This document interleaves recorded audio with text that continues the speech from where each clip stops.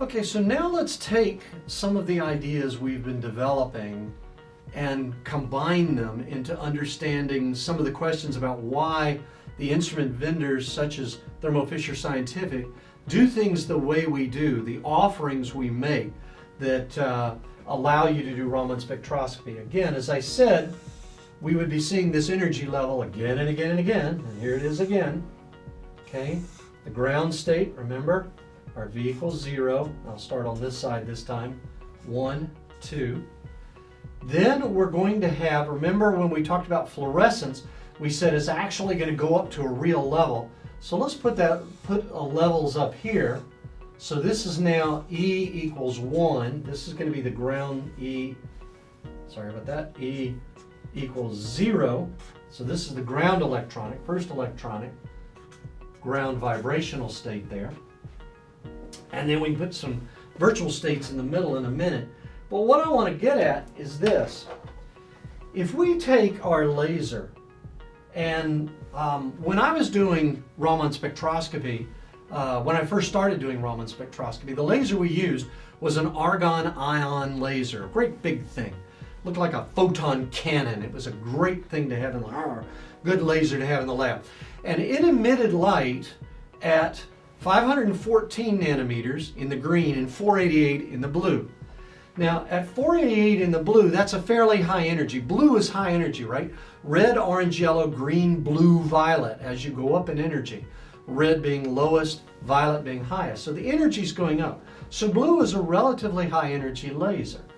If you took that blue laser and struck a molecule with it, you might have enough energy to boost it up into this electronic excited state, and then you're going to end up with fluorescence. Remember, it's going to fall down in here until it gets back to the ground state, and then it's going to emit a photon from that excited state, getting back to the ground state. And this is going to be a fluorescence, and I'll put a big F on it as fluorescence. That's a fluorescence photon. Okay, well, think about it just a moment, and the first idea of how to avoid fluorescence is immediately obvious. What if the laser doesn't have enough energy to get you up to that excited state? If the laser is lower in energy such that I end up here instead of here, the molecule's not going to fluoresce. So what I'm going to do is and we'll use a different color here. We'll use green because it's a little lower in energy than blue. We'll take a green laser and we'll only go that far. We'll come up short of the fluorescent level. And now we're in that virtual state that we were talking about earlier. Once we're in that virtual state, we now end up with a Raman scatter that comes back down. And you can see what we've done is avoided fluorescence by not pumping the molecule up enough to get it into the excited state. If it doesn't get there, it's not going to fluoresce. So this is why if you look at the list of lasers that are supplied by many of the vendors, they may have some high energy ones, like 455, which is way up. Well, as I said, 488 is blue. This is headed for the violet. It's a bright blue. Okay, but they will also offer things like 532. That's a pretty standard diode laser. Used to be a frequency doubled neodymium YAG at 1064, but the 532 laser, good one, green, but it may still be too much for the molecules. One really nice one is at 785, because remember, as the nanometers goes up, as the nanometers get longer, the wavelength is getting longer of those lasers, the energy is going down. So if you imagine that might be 455, 532, 785 would only come up to there. This all sounds really good. In other words, why don't we all just use 785 and be done with it? Bradley's first rule of spectroscopy: you never get something for nothing. Herein lies one of the key compromises that has to be made in Raman spectroscopy. And that is the fact that the efficiency is proportional to 1 over the wavelength of that laser raised to the fourth power. The fourth power. As the laser wavelength gets longer, the Raman efficiency plummets. You see the trade-off. With fluorescence, you want that long wavelength because you won't fluoresce.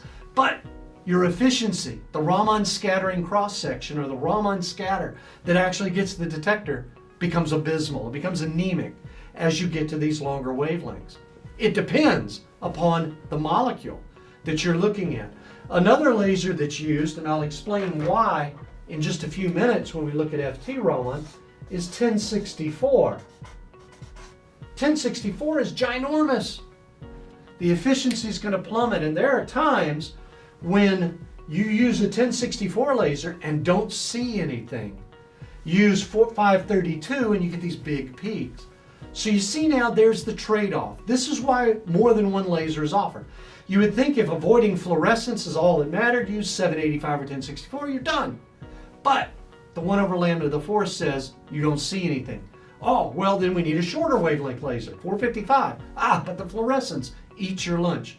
There's a trade-off that has to be made, and this is why, as a vendor and as a user, you have to figure out how to balance these two, which lasers to buy. And this is why, on a system such as the thermoscientific DXR microscope, Raman microscope, or Smart Raman, or the imaging microscope, you have the ability to easily interchange lasers. You can swap them in and out instead of just being stuck with one the whole time. Because there may be some systems where 455, it works brilliantly, and there are other cases where it doesn't work at all. There are a lot of other lasers you can stick in here, like the helium neon at 633. I mentioned the argon at 514 and 488. There are all kinds of lasers, and if you, again, go to an analytical trade show, and you go to some of these dealers who have the banks of diode lasers, you'll see just color after color after color. They have so many. And the reason why has to do with this trade-off. Fluorescence, bad. Efficiency, bad. You got to find that balance. Okay? So this is why they're there. This is what we'll be talking about when we get to the instrumentation as far as the easy interchangeability of those lasers go. Okay, so now we're going to take a step back and we're going to look at this particular laser, which is used in a special type of system called an FT-Raman, and look at why and then look at how that's done.